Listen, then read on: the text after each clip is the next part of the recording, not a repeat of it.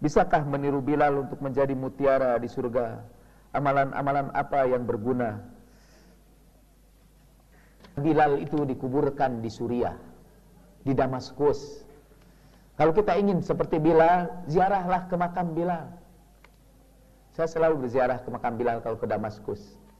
Miftah mungkin sering itu ziarah ke Bilal, mutiara dari surga itu.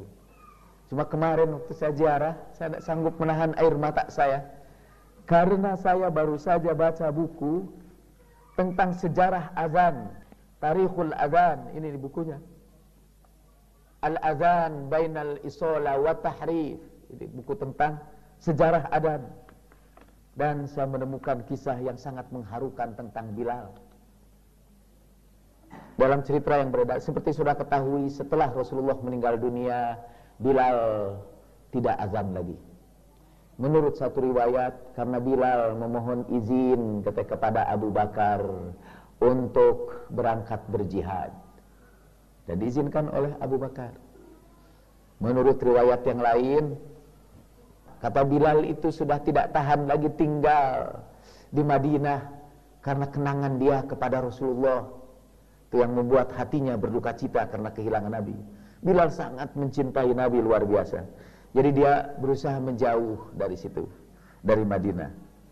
Itu dulu saya percayai itu, sampai membaca buku ini. Secara singkat lah, walaupun ini tidak mendatangkan kedamaian bagi sebagian orang, karena kecintaan Bilal kepada Rasulullah dan kepada ahlul baitnya. Begitu Rasulullah meninggal dunia, Bilal dipecat dalam jabatannya sebagai muazin Nabi, dan dia diusir untuk meninggalkan Madinah supaya tidak azan lagi.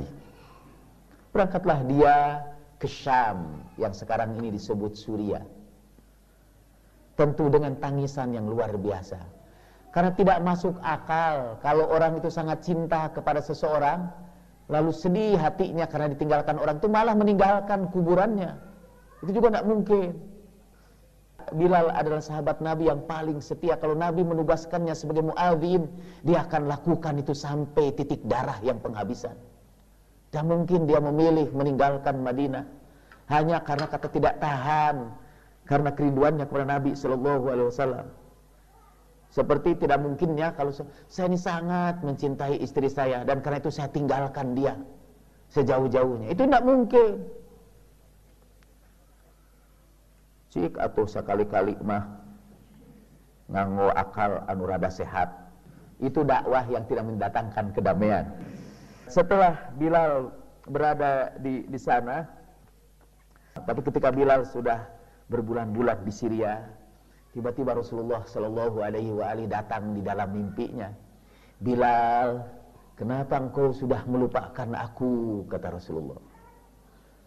Bilal terbangun dengan air mata yang berlinang-linang. Mungkin Bilal berpikir, bagaimana mungkin Bilal melupakan Nabi?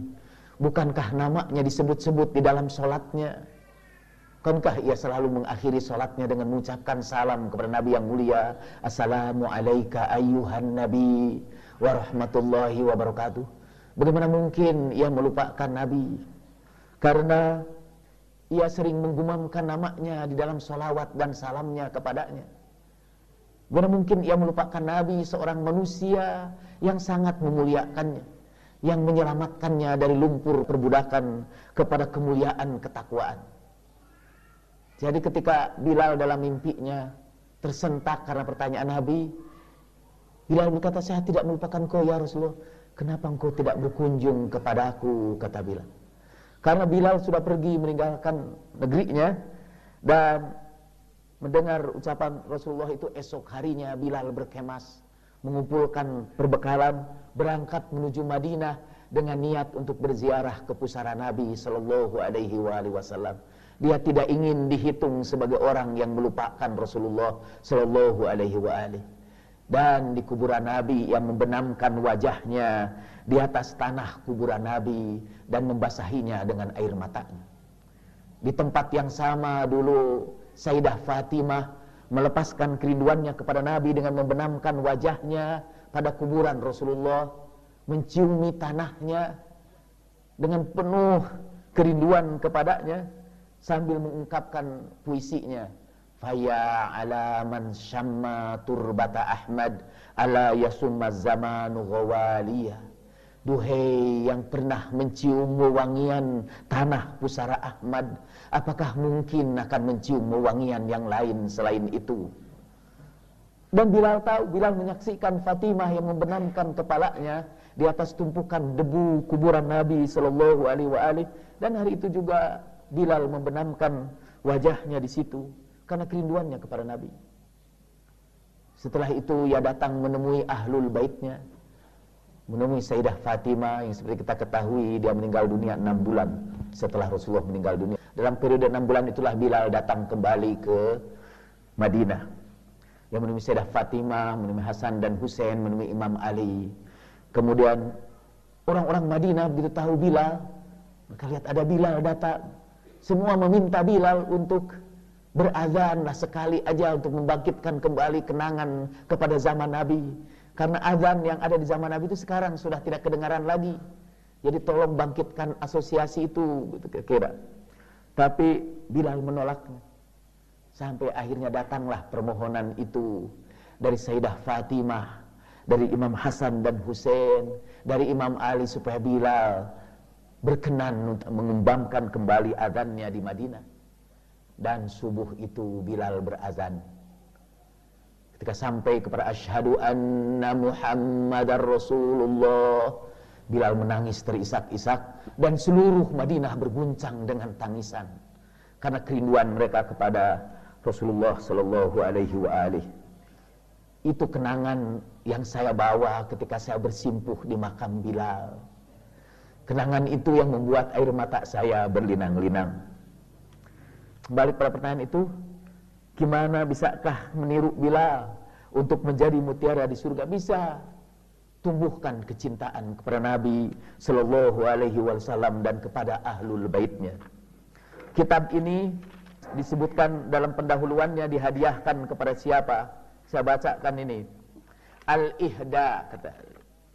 Ila man amana billahi wan nasu musyrikun, ila man tahammala kulla syai'in min ajli rasuli wa risalah, ila man sabaru ala adha Quraisyin wa huwa yaqulu ahad ahad, ila man rafa'a nidaa at-tauhid wa hattama bitakbirihi syawkata Quraisy, ila man lam yu'adzin li ahadin ba'da rasulillah ila li Zahra wal Hasanain, ila man ub'ida aw ibtu'ida min majriyatil ahdath ba'da Rasulillah sallallahu alaihi wa alihi, ila man waqafa amama at-tahrif da'iyan ila al-isalah, ila muadzin Rasulillah wa muhibbi itratihi wa ali baitihi, ila sahabi al-jalil Bilal al-Habasi ridwanullahi ta'ala alaihi, ahdi dirasati hadih.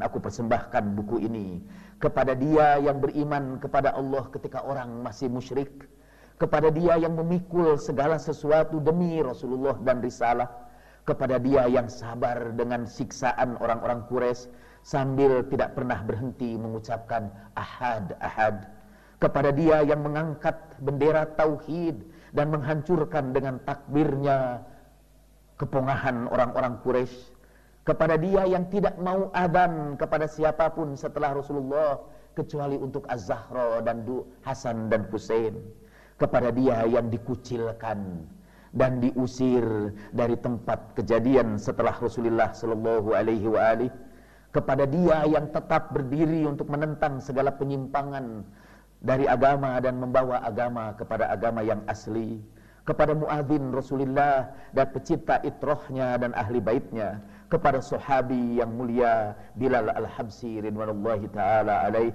uhdi dirasati hadih, aku persembahkan ini untuknya. Bilal itu ada banyak riwayat di sini. Bilal selalu membaca hayya ala khairil amal di dalam azannya. Dan penghapusan pertama hayya ala khairil amal terjadi setelah Bilal tidak berazan lagi. Ia digantikan oleh muadzin yang lain, dan muadzin baru itu mencoret hayya ala khairil amal dari azannya. Dan kita semua di Indonesia, kecuali sekelompok kecil saja, adalah para pelanjut dari muadzin pengganti Bilal. Karena kita tidak pernah lagi mencantumkan hayya ala khairil amal di dalam adzan kita. Hayya 'alas shalah, hayya 'alas shalah, hayya 'alal falah, hayya 'alal falah. Dan sekiranya ada orang teriak sini hayya 'ala khairil amal, pasti langsung dipecat sebagai muadzin. Tidak apa-apa, itu melanjutkan Bilal yang juga mengalami pemecatan karena dosanya hanya satu aja kali. Dia mencantumkan hayya 'ala khairil amal.